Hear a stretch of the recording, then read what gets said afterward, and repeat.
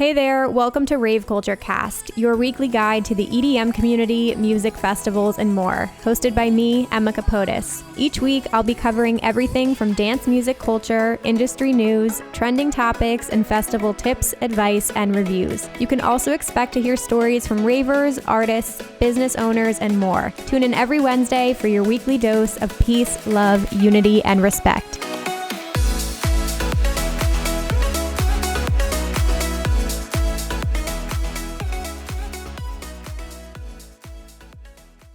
Hey guys, welcome back to Rave Culture Cast, your weekly guide to the EDM community, music festivals, and more. I'm your host, Emma Capotis. Welcome, you guys. Welcome, new listeners. Welcome, all my veteran listeners. I'm so excited you guys are here for my official EDC Las Vegas 2022 recap and review episode. Honestly, this is probably one of my most listened to episodes every single year, so I'm very, very excited to dive into everything today. But first, I want to say a quick thank you to today's sponsor, Radiate. So if you guys are ravers and you are not on Radiate, what is you doing, baby? Radiate has been around for such a long time. It is an app that helps ravers and festival goers connect. So if you guys want to meet people from really all over the United States, if you want to find people in your local city to go to shows with, there's all different kinds of communities, sub-threads, all different ways you can connect over our favorite hobby, which is going to shows and festivals. So you can actually download it. It's free. You can go to the App Store or Google Play Store and type in Radiate. It's super easy to find. They're also doing some new things on the app too, which is going to be really cool to help you connect more locally. But again, if you are looking to find a rave fam to go to shows with, if you're looking for festival tips and advice, if you just want people to chat with, there's so many different things you can do on there. I know couples who have met on Radiate, so honestly, there's every instance possible. It's just a really, really great resource, and I love the team over at Radiate, so I want to shout them out. Thank you guys so much for sponsoring today's episode. Again, I will leave a download link down below if you guys want to download Radiate and start using it today, so huge shout out to them. All right, guys, quickly, our listener of the week. So I want to shout out the last two people who did a review on iTunes, because thank you guys so fucking much for doing that.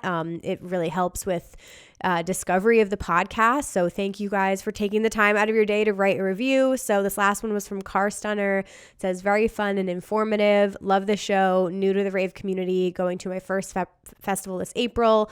The show is very funny and informative for all kinds of ravers. And then the one before that was from Greenies, and it says, love the honesty. Great to hear about new artists and shows. So thank you guys so much. You are my listeners of the week. Very much appreciate you guys, and thank you for taking the time to write a review. If you guys want, you can nominate your own listener of the week as well. I just started doing this segment on my podcast again. This was I did this when I first started the podcast over 3 years ago. So you can email me, raveculturecast@gmail.com, or I started a channel on Discord, because we have an amazing Discord community as well. There's a listener of the week channel in there if you want to drop any recommendations, or even if you want to celebrate yourself. If you guys have milestones right now or something you're super proud of, I would love nothing more than to shout out my listeners. So links to all of that stuff will be down below in the show notes. All right, I want to dive right into the review, because you know that I can talk a lot, and I'm going to try to keep this recap under 45 minutes today, guys. So let's just dive right in. If you're new to my reviews, typically how I do them is I normally take you day by day, and I fully go into detail. I'm very fucking honest. I'm going to tell you how it is, and I like to do these so that they're informative. So if you plan on attending any of the festivals I cover in the future, you know what to expect. You know the pros, you know the cons, you know what went well, what went wrong. I'm going to talk about all of it, but I really want to focus on the major highlights, because there's so much, because this is such a big event. So I did do Camp EDC. I'm going to start with that, and then we're going to go into the festival. I'm going to give you highlights of every single day, top sets, all that good shit. And then, of course, I'm going to do my pros and cons list at the end. And then I'm also going to give just a couple final recapping thoughts at the end. So that is everything, you guys. Grab a snack, grab a drink, settle in wherever you're listening from, and let's dive in. So right off the bat, one thing I do want to say, I want to set the scene for this EDC, because this year was very, very different for me personally than years prior. This was my 7th EDC Las Vegas. I just skipped 2020 and 2021, obviously because of the pandemic. Oh, actually, I didn't skip 2021. What am I talking about? I went in the fall, but I skipped 2020. So this year in particular was very, very special to me because I had the opportunity to work this event. So I was invited by Insomniac Radio to co-host the EDC Las Vegas Livestream on Insomniac Radio, which was literally a dream come true. I'm probably going to get emotional in this episode because when I found out I had this opportunity, I hysterically cried. I started my channel, I started this podcast, everything started for me because EDC Vegas was my first festival ever. And it literally is what sent me down the rabbit hole. It's why I love this community. It's literally why I have this career, this hobby, my friends. It all stems from EDC Vegas. So when I got this opportunity, it was so special to me. And basically they were they have a booth on site in the artist lounge. They do interviews with the artists there. And then you can watch the stream obviously on their website or on YouTube. So if you rewatch it, you can hear my voice on the live stream, introducing the different sets and things like that. And then I did a bunch of artist interviews, which I'll talk about in a little bit on site. So it was very special. I got to see a completely different side to EDC than I had ever seen before. The last 6 I just attended as a fan. I was just doing vlogs. So if you guys watch my vlogs, all of them are out now on my YouTube channel. You will see the artist lounge. You will see behind the scenes. You'll get to see some clips from the interviews that I did. So I got to take you guys along with me on that journey as well. And it was super special. So hopefully they have me back. It went really well. But before I dive in here, I just wanted to say, I'm going to cry, such a big thank you to you guys because I've never gotten so many nice and supportive messages. The comments you guys left, not only on my page, but Insomniac's, which left such an amazing impression to them as well. You guys, a lot of you have been with me for years. And so people saying we're so proud of you. Look how far you've come. I remember watching you in your bedroom, in your apartment, you fucking manifested this. You guys fully understand how much I care about this. And it's such a huge passion. And it's living proof that if you guys just put yourself out there and try and do hard work and really work at something, it's totally possible to make something happen for yourself. So I just wanted to say thank you right off the bat because I was overwhelmed by your messages. So I just wanted to say that because I love you guys so much. So thank you for that. It was amazing.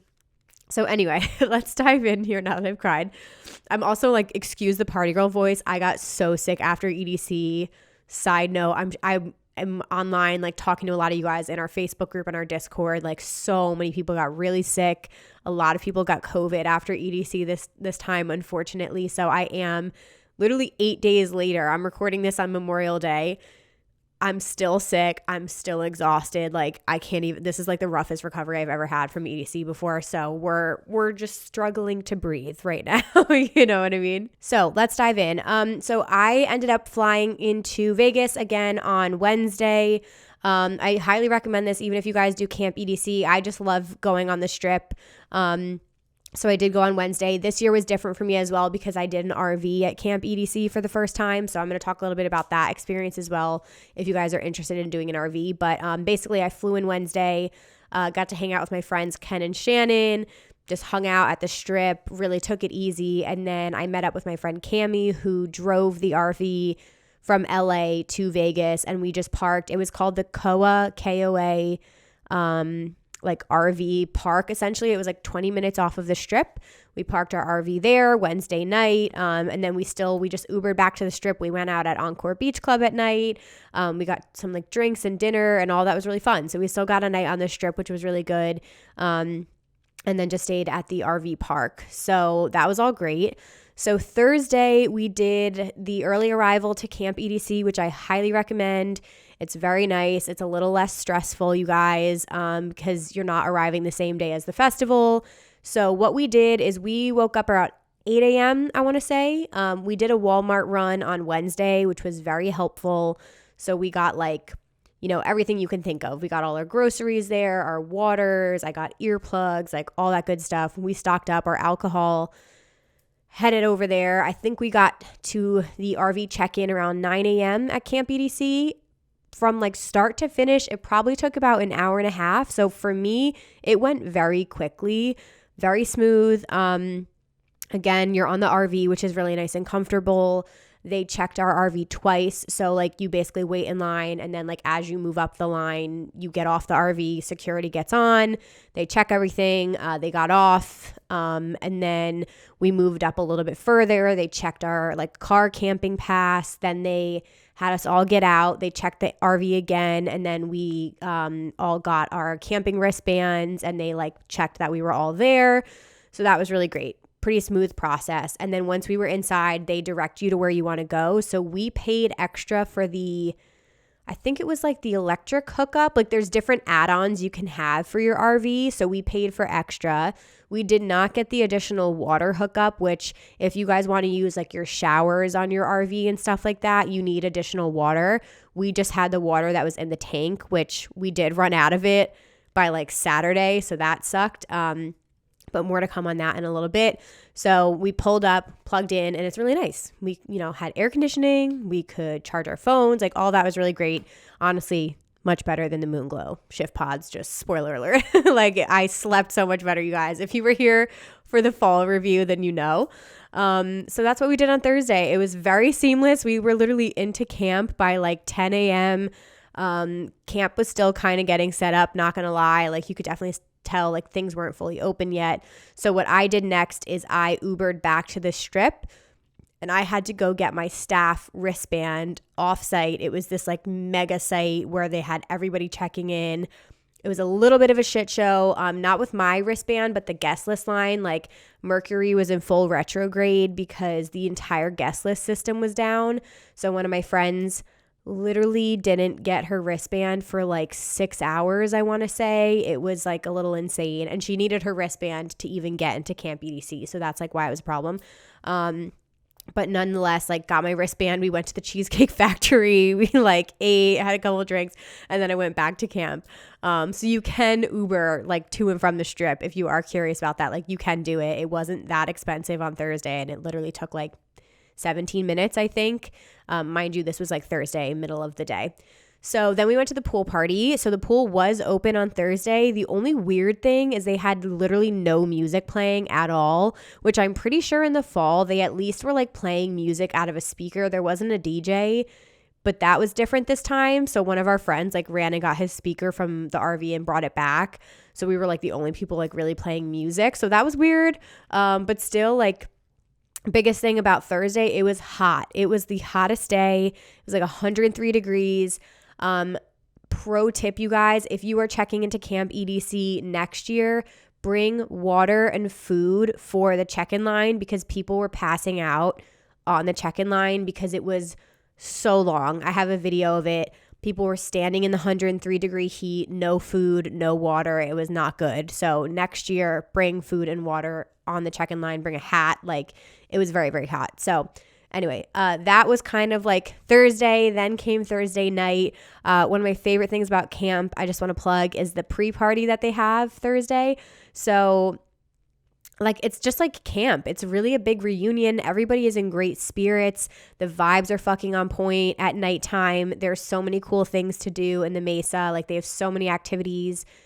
This year, Beatbox, I work with them. They're an alcohol brand. They sponsored the roller disco, which was fucking sick. So there's literally a roller rink, and they had music playing there. They have a whole vendor village. Like they had all kinds of shit. They had some new stuff at camp this year too. I'm going to do a fully separate Camp EDC review on my YouTube channel, guys. So definitely check that out. But it was a really cool experience. So Thursday, I got to do 2 meetups. I hosted a Rave Culture Cast community meetup, which was amazing. So thank you guys for coming out to that. I love doing meetups. It was fucking awesome meeting you guys and giving you hugs. And I got the best candy. Like I got somebody traded me a chicken and waffles candy. I got this like glow LED light, which was so sick. Somebody made me a beatbox perler. Like you guys literally came out with the gifts. It was crazy. That is never necessary. You never need to do that, but it was very thoughtful. So I really cherish the time that I got to spend with you guys there. And then after that, Beatbox and Lunchbox co-hosted a meetup at the roller disco, which was fucking phenomenal. And the vibes were immaculate. So that was really, really great. And then after that, we went to the pre-party. Honestly, I'm not going to lie. This pre-party was different than the fall. I felt like the fall, I was very like into the music, into the sets. I was dancing a lot. This time, I really don't remember the sets that well. And I wasn't even like drinking a lot, but I was just talking a lot. I was like meeting up with people. I met my friend Maddie Maple was there. I was moving around. Like I really didn't pay attention to the sets that much, if I'm honest. And I really didn't stay out late because I was just so tired from the heat. So that was Thursday night. Only other things I'll say about Camp EDC. So for the RVs, it did take a really long time for the air conditioning to kick in. So I will note that. Still better than not having AC at all. But I do remember Thursday and Friday, I just felt like I couldn't escape the heat. Like there was nowhere to go that gave you a break. And I remember like just feeling so overheated. One thing I did not like was the area closest to us that had bathrooms. They were co-ed showers. Not a fan at all. Please don't do that again. Did not like it. I felt very uncomfortable because when you go into the showers, it's literally just a curtain and then it's like you're naked. So I should have brought like a bathing suit in there. But at one point, one girl walked in on me on the shower and like I had a towel around me, but I felt so uncomfortable. And I did hear stories of other people saying like a girl was showering and a guy opened the curtain and made her feel uncomfortable. So like I was not a fan of the co-ed showers at all. And I hope they eliminate those in the future. But other than that, like I used the bathroom on our RV, which was fantastic. And we still had water for like a couple days. But I think next year we said we may do like the water hookup, or we're considering staying on the in a hotel next year. So that's a side note. All right, you guys, I'm going to take a super quick break here for a second, and then we're going to dive into the festival because I have a lot of thoughts on it. Alrighty, you guys, so let's dive in. So Friday, the pool party at Camp EDC was fucking lit. Absolutely packed. It was a house party that day. I remember Born Dirty was the favorite artist I saw. Matroda was really fantastic as well. Another thing I want to point out about camp in general, there's this collective theme of it was way overcrowded. The festival was the most people they've ever had. Camp EDC in the fall compared to this spring was fucking ridiculous. I've never seen so many people. It was so packed. So essentially there's 4 large pools in the Mesa. The first 2 were so packed you like couldn't even move. And then there were times throughout the weekend where they would have like 1 or even 2 of the pools closed for a while because they said they didn't have enough lifeguards on duty, which to me didn't make any sense because it was clearly overpacked and we clearly needed all of the pools at all times. So I don't know how they were understaffed lifeguards since this is literally like one weekend that this is happening. So that was the only thing that was weird. But Friday was absolutely packed. Music was great. Same thing with the heat. Like I genuinely just felt like I couldn't be out there that long. So, whatever. I kind of just did my thing. And then honestly, I was like so nervous for the interviews. I just was like prepping because I didn't know what to expect because it was the first time I was doing it. So I was just like so focused on like getting my questions prepped and just like getting ready for the festival. So, going into the event this year, quickly, the changes that I was kind of anticipating, we had a new stage, Bionic Jungle. This apparently was at EDC Mexico, but it was a new house music stage, so I was looking forward to that. There was also this thing called the Allegiant Rave Hangar, which was essentially like a sponsored area, so that was something I wanted to check out. And then the map was moved around a little bit. Downtown EDC was moved more like centrally located, and then obviously to make room for Bionic Jungle. So there were definitely some like new things that I was looking forward to this year that I have some thoughts on. So the beauty of Camp EDC is that you get into the festival and out of the festival very easily. It literally takes like 10 to 15 minutes and you're in. So we went for the opening ceremonies pretty much every day, which usually in years prior when I was coming from the Strip, we would never like make it that early. But I did go for opening ceremonies and I did have to split up from my friends because the staff entrance was separate than the campground entrance. So I kind of went off on my own, went through the staff entrance. That was all very like smooth. Went early for the opening ceremonies, and then I wanted to see Jem and Tori because we just had them on the podcast last week. Definitely go check out that episode. Absolutely love them. They were opening Kinetic Field on Friday, so that was really cool. So I wanted to go see them. So let me just quickly chat about the artist compound and the artist lounge in case you guys have no idea what this is like because it was brand new to me as well. So it was wild. So basically there's this whole area behind Kinetic Field. So like you go all the fucking way like up the bleachers, and it was the most stairs I've ever been up in my life. I was like winded every single time. And it was the artist lounge area. So you basically can only go back here if you have an artist pass. I'm assuming some staff or production, or like, I'm not sure what other passes. You need an artist lounge pass to get up there. So it was just so cool to see that perspective of EDC, because I've never done that before. So up there they had, different bars and like vendors that you could eat at. The drinks were all free, which was amazing. Just had to tip your bartenders. And then they had like a hair salon. Lunatics Glitter Bar was there. There was a barber there. There were some really cool like art installations up there for like photo ops and everything. And then obviously Insomniac had our little like radio booth, which was pretty cool. So we had like these couches set up overlooking Kinetic Field and the whole festival. It was like the most beautiful view. We had all of our cameras set up, our lighting, like TV screen and all of that. So I went over early and I got to go meet the whole team at Insomniac. So everybody was amazing. Daniel, Erica, and Rachel were the main people I worked with, and they were lovely. So it was just a surreal fucking experience. That's all I have to say. So basically every day was different. I pretty much was working in shifts. So on Friday, I was working the later shift. Saturday, I was working the early shift. And Sunday, I was working the later shift. So I could still like go enjoy the festival. But on Friday, went and saw Gem and Tori. Got to enjoy a little bit of the day. I saw Tin Liquor for the first time at Circuit Grounds. Amazing, like deeper house artist. I have to say, Circuit Grounds, when I first saw it, I know there were some comments about it feeling like emptier on the sides with the screens, but the front like LED, like the screens that they had, the displays were fucking insane. The visuals were amazing. Circuit Grounds will always be my favorite stage. I just love what they do with it. It's absolutely massive. So I really, really liked the stage. And then basically I had to be at work around like 10 p.m. And when I got up there, I had started to notice the wind picking up. And it was pretty fucking cold. And I was like, oh geez, like we're really going to be in for it. And then eventually one of the, like we had like these little trees. One of the trees fell over. One of our lights smashed in the middle of my interview. Like the wind was definitely like a problem on Friday. And especially up there, like we were much higher than the festival. So we were literally felt like we were in a fucking wind tunnel. So that was all a lot. But I did get to interview West End. I got to interview Kapazi. I did Tin Liquor, I did Pretty Pink, and then I had Dom Dalla, Alan Walker, Chris Lake, and Porter Robinson. So it was amazing. Chris Lake was my first interview and I was shitting myself, but he was amazing. Dom Dalla was incredible. Like literally everybody was so cool. So once I had like the first few interviews under my belt, I felt so natural. Like I felt so comfortable. It's literally just a conversation.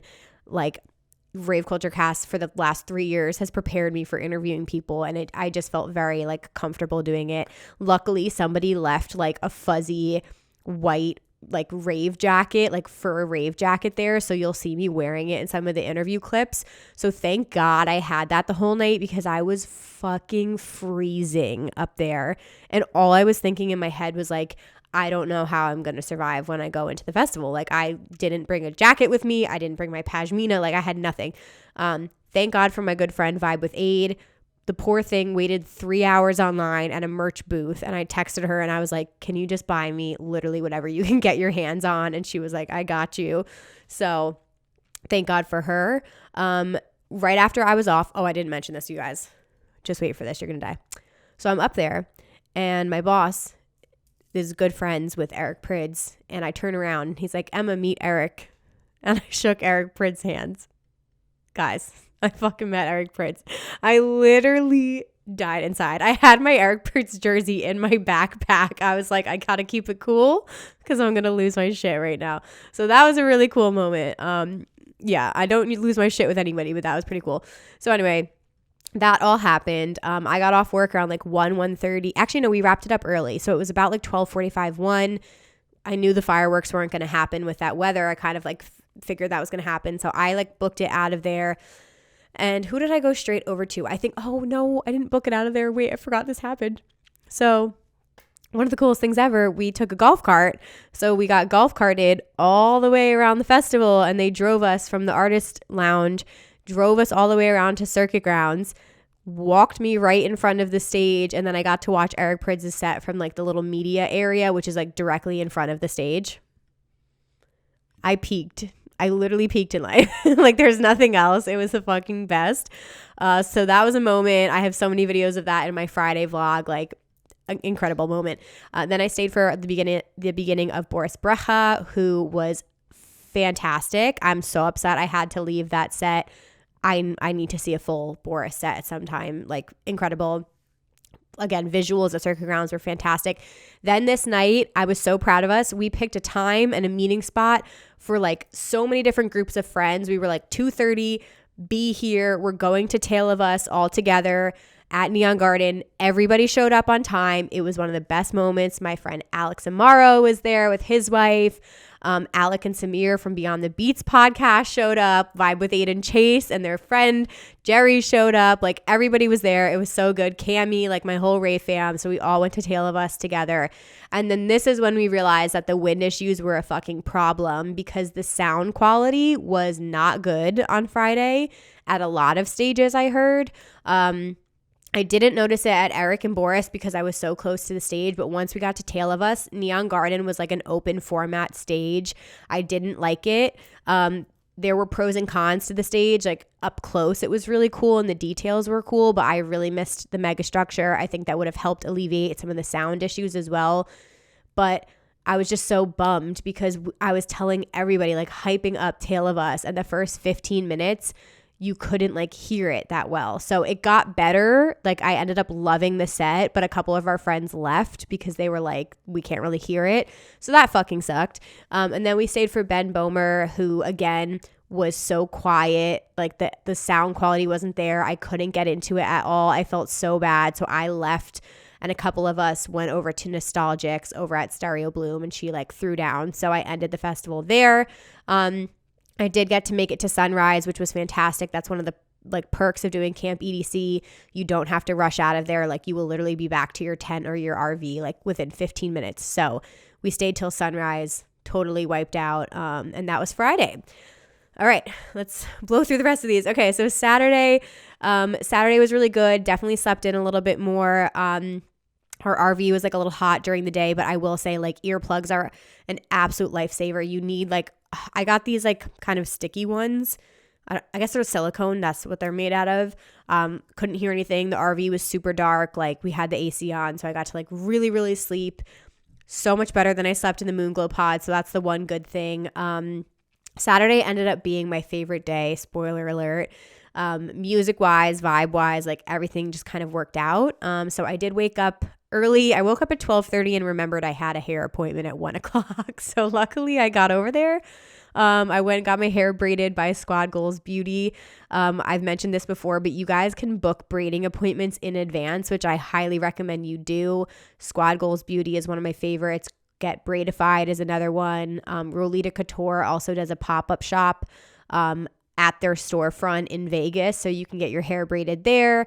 So anyway, got my hair braided. They did a sick job with that. That was amazing. Really quickly, I'll talk about the food at Camp EDC.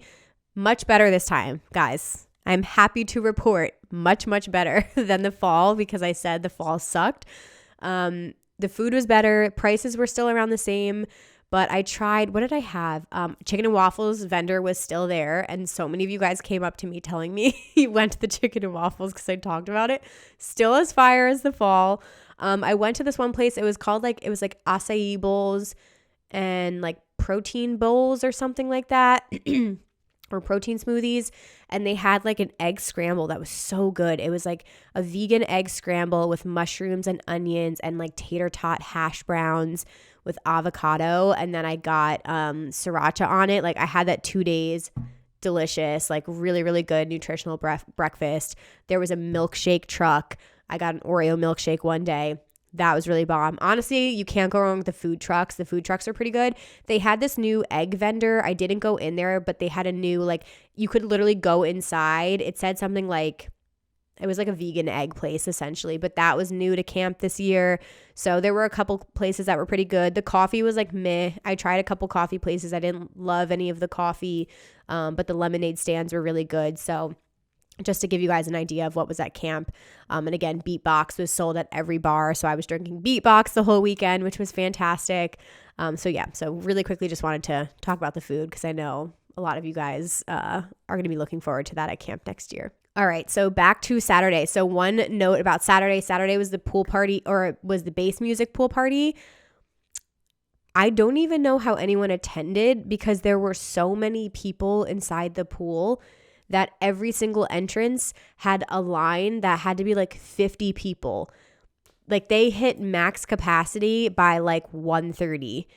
So that my like one thing is there's no way they can keep going at this capacity. They need to add an extra pool or they need to expand the mesa because there were just so many people there. So that was a lot. I couldn't even believe it. People, like one of our friends went to like actually go and said like it was insane. He literally couldn't even leave the pool. There were just too many people there. So that's the only thing that like made me a little bit nervous. It definitely felt overcrowded. But this day was really great. I was super pumped. I loved my outfit. I was in this full like orange sequin set from Elsie and Fred that I bought like years ago. I re-wore this outfit. So I went in again early. We went for the opening ceremony, which was Curion and Air to Earth, which is Porter Robinson's like progressive house, disco house alias. It was really, really incredible. So that was all amazing. And then I had the earlier shift, which was really, really awesome. So I got the most time off this day. So I did an interview with Curion, Kendall, Honeylove, Chapter and Verse, James Hype. I think there were a couple more, but everyone was so nice, like so cool. A lot of house artists, a lot of ladies. Like I absolutely loved it. Kendall was fucking dope. Chapter and Verse is hysterical. Like everybody was awesome. So I got to do all my interviews from like 7 p.m. to 10, and then I got to enjoy my whole night. So I wanted to quickly shout this out because this stretch of time was my favorite like set wise of the entire weekend. So I booked it and I went straight to Stereo Bloom, which low-key is the best stage at EDC Las Vegas. I'm not going to lie. The sound production or sound quality, fantastic. Production is amazing. It's all Insomniac records all weekend long. So it's like a lot of house, a lot of tech house, bass house. Couldn't go wrong. So I went to see Biscuits. It was my first time seeing him. He's one of my favorite tech house artists. He fucking killed it. Like it was so good. I would see him again in a heartbeat. And then LP Giobi back-to-back Born Dirty was my top set of the entire weekend. And I knew they were going to be good, but I didn't know they were going to be my favorite set. Their energy together, it was just the vibe. Like it was perfect. I had so much fun. I enjoyed myself. I got to go on stage for them, which was really nice because my staff pass like let me on stage at a couple places, and they were just having so much fun up there. I got great clips of them having a great time. Like all our Rave fam was there for that because we're all into house music, so that was immaculate. And then we went straight to the Parliament Art Car. We saw Wax Motif and Friends, which do not sleep on the art cars, you guys. They have so many good vibes. I can't even describe to you. Like, just don't sleep on it. I have never seen the art car packed like it was packed for Wax Motif and Friends. Because this was about, I think his set was like 12:15 a.m. on Saturday. He threw down. He brought out Long Story Short, Dombresky, but I don't think Dombresky played. Matroda played. Oh shit, who else was it? He had somebody else up there that came out, but it was so fun. We were like loving life. We had such a good time. And then myself, Cammie, and then I think was Becky with us at that point? I can't remember. Yeah, our friend Becky, and then her boyfriend, Cammie's boyfriend, John. We all met up and watched the fireworks together, and it was so perfect. Vintage Culture was playing on the art car in the background. Like that was one of my favorite moments of the whole weekend. We had a beautiful view. We were over at the Flower Tower, so we all watched the fireworks together, and then we went to see Future Rave, which is David Guetta and Morton's project. They smashed it. I love that project together. It gives me like big room, like house vibes, and they were at Kinetic Field, so one of my top sets of the weekend. That was great. Then we ran over to Neon Garden. We watched Charlotte DeWitt absolutely fucking destroy Neon Garden. So good. Like she is mind-blowing. Much better sound quality on Saturday. The weather was perfect on Saturday. forgot to mention that. No wind issues, not cold. It was perfect. And then we swung by Bass Pod because I didn't even get to talk about this yet, but Bass Pod was probably the coolest stage design. They fucking crushed it. It looked like a futuristic city. I think it's even better, and I'm going out there, than what they had in like 2016, 2017, which I never thought anything could top those Bass Pod stages. This topped that. It was the coolest fucking thing I've ever seen. The DJ booth was like elevated in the air, and I'm sad I didn't spend more time there, but we stopped by to see Space Lace's back-to-back Getter. Again, sound issues on and off all weekend with Bass Pod. I heard there were issues during Excision set, so that kind of sucks. But basically, like, when there are high wind gusts, they have to lower the speaker towers so that like there's not an issue with anything falling over. But, you know, we didn't have too many sound issues during the Getter set, but just in general wanted to mention that. And then we ended Saturday with AC Slater back-to-back Chris Lorenzo, which was my number 2 set for the whole weekend. They were fantastic together. Like, nothing will keep me awake at 4:30 a.m. like Bass House will. Every single track they picked, like the selection was fantastic. I was dancing my ass off, like having the best fucking time. It was so good. And then on Saturday, I convinced myself to stay awake for the after parties because I'm a crazy person. And I was like, if I don't go to this after party, I will literally never make it to an after party ever again. Like it's either now or fucking never was how I felt. So we stayed up. It was John Summit back-to-back Lee Foss. Literally got back to camp at like 6 a.m. I was such a fucking creature. There's nothing like texting your family who's literally waking up on a Sunday at 9 a.m. and you haven't even gone to sleep yet. You know what I mean? So I saw like a single song of John Summit and I was like down for the count. I literally had to drag my body back to the RV. Full-blown creature status. Like anybody who makes it to those afters, you guys are a different breed. Let me just say that. So then Sunday, last day wrapping it up, I could already tell my body was shutting down by Sunday. I slept until, I don't even know, maybe 2. I slept a very, very long time. Basically didn't do anything at camp besides like shower and eat and get ready to go to the festival. And that's like the thing about EDC that a lot of you guys, if you're first timers, you'll see like the turnaround is so fast. You don't even have time because your sleep schedule is so fucked. Like I think that's what sets EDC apart from other events. Like your sleep schedule is so fucked at the end of it. You are just like nocturnal human being after this. So anyway, I went into the festival again by myself. What did I even do? I didn't go to the opening ceremonies. I totally missed the opening ceremonies. I think I just walked around a little bit. I interviewed LPGOB early. So I interviewed her around like 8 p.m. Love her. She's an amazing human being. Got to chat with her for a little bit. And then did I have time off? Oh yeah, I did. I wasn't on until the late shift.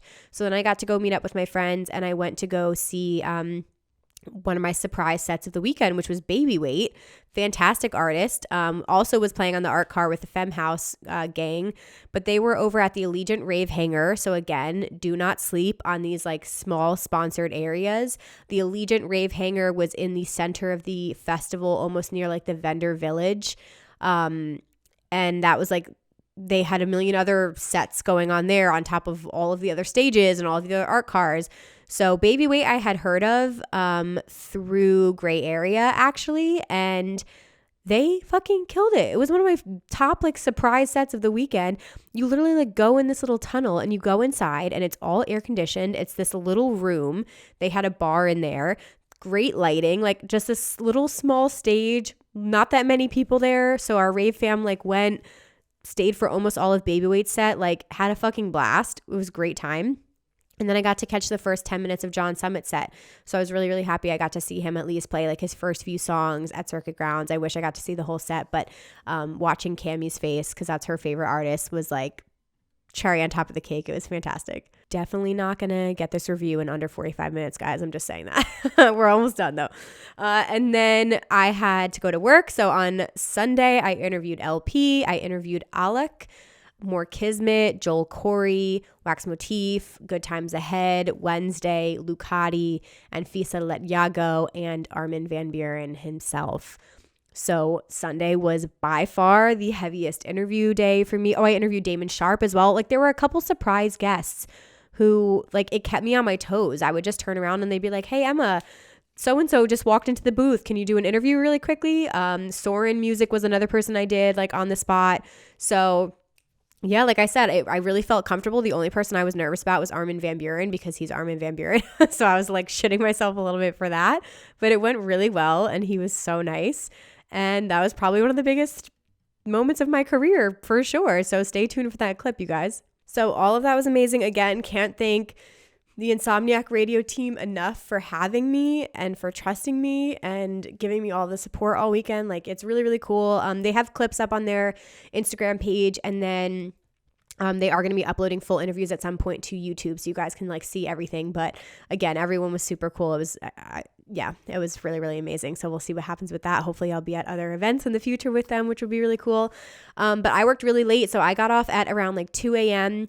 And what was really nice and what made me realize like, you know, it was just a different experience for me. And what made me feel more like a veteran raver is like, I just got to walk around by myself. And thinking about baby Emma at like EDC 2016, like our group would never separate. I was like terrified of walking around alone. I was so scared. Meanwhile, I was like, look at this confident young woman. Like I like left there. I was like, I'm going to go see whatever the fuck I want to see. I went over to the Forest House art car, which was really cool because LP's nonprofit Femme House had a takeover that whole day. So I got to go on the art car, get some cool videos of LP playing her set. And then she was going to do a back-to-back with Baby Weight after that. So I just got to like hang out, meet people in the industry and stuff like that, and just like talk to people. And it's just such a different, again, like it's so different when you're working versus attending. Like I'll talk about it in a little bit, but you do see a festival in a different lens when you are working it versus just like going there to fully enjoy yourself. Like I saw some shit this time. You know what I mean? Like you look around and obviously people are like very under the influence, and some people, they're just so free. Like I remember being on the Forest art car and I was looking at the crowd and like people were so different from each other. Like somebody was like fully dressed as like a cat with like full makeup and everything. And then some people were in their Femme House t-shirts, and from all walks of life. Like you just feel fully free at EDC. Like I call it the Rave Super Bowl or the Rave Olympics for a reason. Like everybody comes here to be themselves and to enjoy music. And like, it's the epitome of rave culture in the United States. So it was just really, really cool to like take it all in differently this time. So I got to do that. And then at that point, since it was like literally only 3 hours left of the festival, I was like, what else haven't I seen this weekend that I want to see this year? So I went over and I watched Wax Motif play at Cosmic Meadow because I literally didn't see a single set at night at Cosmic Meadow, and it's such a vibey stage. So I watched Wax Motif by myself. Then I went over to the new Insomniac just launched this new like kind of like vintage house music brand, and it was a clothing store. It was like a little house and it said Insomniac on the front of it. So I went in there and like checked out their clothes and hung out, and then I stopped by Bionic Jungle because I didn't get to go there really all weekend. And then I got to see Lee Foss play, and I met up with Vibe with Aid and Chase, which was really nice. And then Cammy came by too, so I got to see my friends for a little bit. Obviously that was different as well because in the fall I like camped with BB and Chase and Aid, and this time Aid was staying on the Strip, so I only got to see her a couple times. But Bionic Jungle was a vibe. I think there's a lot they could do with that stage in the future as well, but it was really, really fun. And then I got lost for 30 minutes trying to find a bathroom. You think you know a festival and then you don't, you know what I mean? This was such a blonde moment. Like I literally was like, what the fuck, Emma? There was a bathroom literally between Neon Garden and Bionic Jungle, like a GA bathroom. And I just didn't know that. And the map wouldn't load because there's no cell service. Another con, literally no cell service. So I walked all the way around. They wouldn't let me in the VIP areas with my staff band, which was weird because on Saturday they did and Sunday they didn't. So I walked all the way to the Circuit Grounds base pod bathroom and then back to Bionic Jungle. The entire endeavor took me 30 minutes to pee. I was like, this is ridiculous. So that's how big this festival is. It's insane. And then I get over to Bionic Jungle and I see the fucking GA bathroom there. And I'm like, you've got to be literally kidding me. So anyway, that was a moment. And then after that, we closed the festival with Deborah DeLuca at Neon Garden. There was a lot of options for the closing set, but She is like the most relentless techno artist. Like she just hammers it home. Love the remixes that she does. Like fucking fire. Really fantastic. We got to go up like towards the stage at Neon Garden, and that's when I like appreciated the design a little bit more by Sunday. You know, seeing what was behind the stage, seeing this like whole warehouse vibe they were going for. It was very, very cool. So, oof, you guys, that was the breakdown of EDC, the good, the bad, the ugly. Right now, I'm going to take a super quick break, and then we're going to get into pros and cons, top sets, and then I will wrap this whole thing up. Alrighty, you guys, before we dive into the rest of the episode, I wanted to remind you to connect with us online. You can give us a follow at raveculturecast on Instagram, Twitter, and we're on TikTok as well.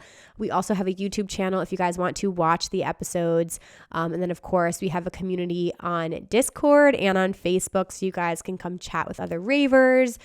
Discord has been super active lately, so we've got all different channels for different festivals, interests, hobbies, all that good stuff. Come find a rave fam over there. So yeah, these are all the different places you can connect with us. And of course, if you enjoyed today's episode, I would love it if you guys would rate and review on iTunes and on Spotify.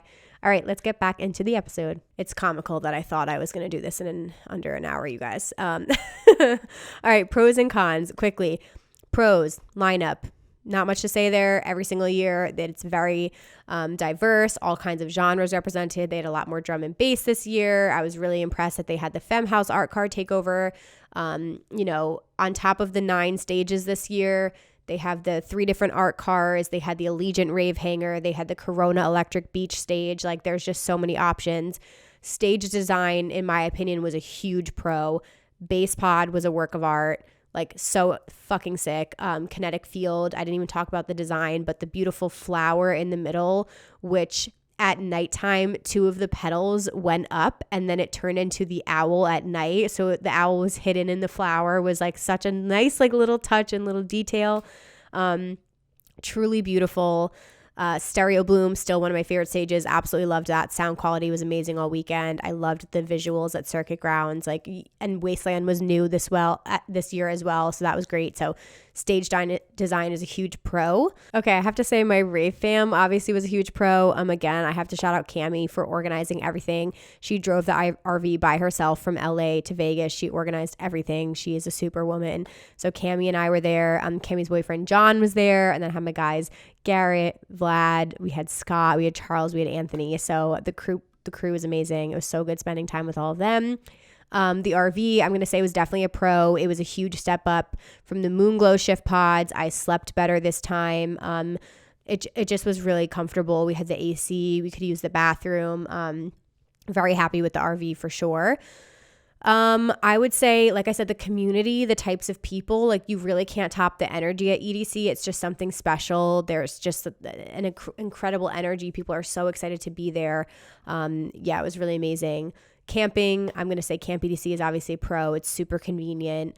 More to come on that in my review. The staff, everybody we interacted with, from the check-in line at the RV to the people I dealt with at the food vendors this year, were much friendlier. Even inside the event, like everybody I dealt with was super friendly. So I was a huge fan of that. The Insomniac Records takeover at Stereo Bloom, the music curation was awesome. Loved that stage. Really, like, honestly, it ended up being one of my favorite places to be all weekend. The art car talent, like I said, do not sleep on the art car talent. There were surprise sets. A lot of artists play under their alias, which is really cool. I have to shout out the Allegiant Rave hanger. It was a surprise. I loved it. It was so fun. I really, really enjoyed the memory of seeing Babyweight there. The drone show this year, I mean, the fireworks were immaculate Saturday and Sunday, but they did a drone show like throughout the night. So like during AC Slater and Chris Lorenzo's set at 4:30 in the morning, they did a drone show over Bass Pod. Like, it was just really nice surprise, like moments like that. And then of course the totems, like your totems were on fire this year, guys. I live for the totems at EDC. Your sense of humor just continues to surprise me, and you top yourselves every time. Like, I was fucking dying. So I love the totems so much. Cons. So obviously biggest con this year was the sound quality. There was a lot of sound bleed at some of the stages. The volume of the sound was obviously impacted by the weather, which sucked. I had issues at Neon Garden, I would say the most. Bionic Jungle wasn't too bad once you were in the stage. But if you were like near the back, you could hear a little bit of other stages. Where else? I think those were kind of like the main ones. And then again, I had heard from friends that the sound quality at Bass Pod was like hit or miss. Again, the wind, nothing we can do about that, but it was like absolutely freezing on Friday. It was a little bit unpredictable. The heat on the flip side, it was so fucking hot on Thursday and Friday, which, you know, it is what it is. It just affects how you attend camp because, again, just prepare, guys. Stay hydrated, wear sunscreen, buy a hat, like whatever you have to do to protect yourself because it was very, very fucking hot. Con for camp, again, was the overcrowding at the pool parties. I didn't like that you couldn't get into the pool parties. That seemed a little insane to me. And then I hated the combined showers, like not a fan of the co-ed showers at all. Lack of cell service, I will say. Cell service sucked this year. It was just really, really hard to, like I said, I couldn't even pull up like the map at some points just to find where things were. So I should have fucking screenshotted that and have it on my phone. One quick note about the opening ceremony. I don't know what happened, but I did have a couple friends who drove, and one of the days they got there early for the opening ceremony and they wouldn't let them in at the gate, which doesn't make sense because everybody's allowed to come to the opening ceremony. So that was like a little bit weird. I don't know what was happening with that. Neon Garden stage design, I was disappointed in. I did miss the mega structure. The trance stage, Quantum Valley, got the mega structure this year and it was fucking sick. I wish I stayed in there more, or like even saw like a couple more sets there. So Neon Garden stage was And then, I mean, the size of the event is like, it is what it is. I really, really like that it's a big festival because I don't go to anything else like it. However, we did spend a lot of time this year, and it's just because like the nature of I was working. I spent a lot of time just walking around the festival, and sometimes like walking from set to set and like running across the event can kind of like kill your vibe. You know what I mean? Like, so that's why sometimes it's not even worth like trying to split a set. Like you should just like stay where you are sometimes because it you know, it's just like overwhelming walking through the crowds. So that's kind of the main things, guys. My top sets for the weekend, I have 7 on here. There's probably more, but I really didn't see that many sets this year, which is pretty crazy. So my number 1 is LPGOB back-to-back Born Dirty. They had the best time. We had the best time. The energy was amazing. I loved it. I think they just had fun with it, and I really enjoyed everything. Number 2 is AC Slater back-to-back Chris Lorenzo. It was my first time seeing Chris. The only thing keeping me awake at 4:30 a.m. was their track selection and immaculate vibes. So loved every second of that on Kinetic Field. My number 3 is Eric Prydz. Yet again, him at Circuit Grounds is a religious experience for me, being able to be up in front of the stage and see his visuals this year, like iconic. He played every day again, and I ascended. I love it. Number 4 is Biscuits. It was my first time seeing him, and we had a blast. I loved it. It was so much fun. All the tech house vibes, shuffling our little booties off. It was a great time. 5, I'm going to go with Future Rave. I finally got to see David Guetta and Morton play that together. It was a little bit different from everything else I saw all weekend. They really brought it on main stage. We had such a good time to that. Number 6, I'm going to go with Tale of Us. Despite, you know, the wind and having sound issues and not being able to see their visuals because there were no screens at Neon Garden, Tale of Us really proved why they are just like so appreciated and so well known in the scene. Like their sound is not like anybody else. And they played some tracks that I really loved. So hearing that and then having our entire group together as well was really special. And then 7, I got to throw in number 7, Deborah DeLuca. Like last set of the weekend, fucking threw down, absolutely killed Neon Garden. One of my favorite techno artists. Like she solidified herself in that, and it was just a really incredible set. So again, only thing keeping me up at 5 a.m. is Deborah DeLuca. So my surprise set of the weekend, I'm going to go with Baby Weight at the Allegiant Rave Hangar. We loved that. It ended up being one of my favorite things of the whole weekend. It was so early in the night too. Like I want to say it was at like 9 p.m. On Sunday, and the vibes were just great. So those were all my top sets. And then lastly, I just wanted to talk a little bit about what keeps bringing me back to EDC, because I will be back next year. Like, I don't even know why I say I'm going to skip a year. It's never going to happen. It's just my favorite event of all time. It continues to top itself. Like, you're always going to see negative comments online, right? I don't really care. The negative people are the loudest online.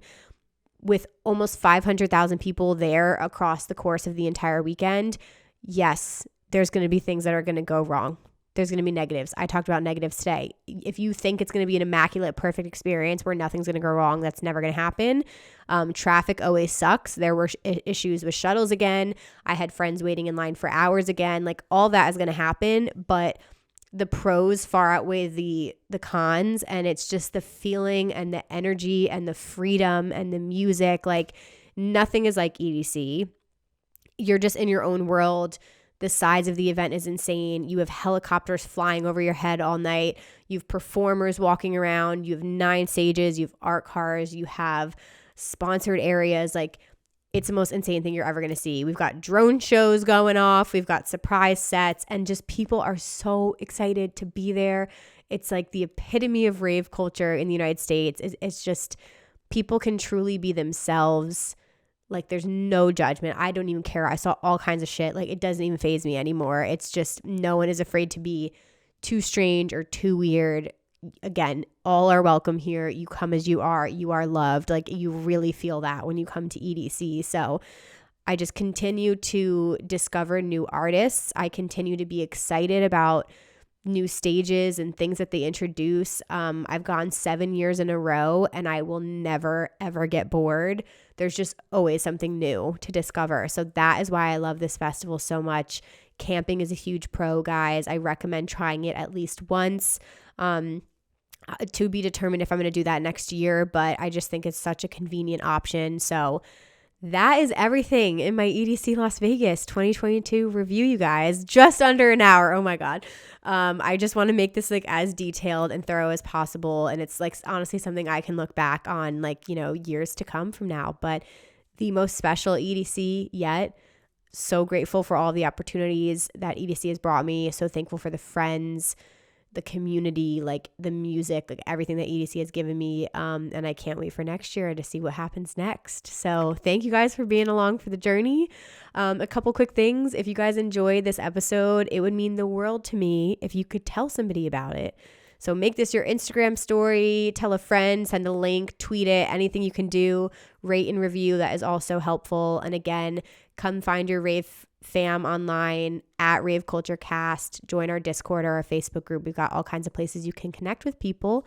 So thank you guys so much for being here, and I will see you in my next episode next Wednesday. Bye, guys.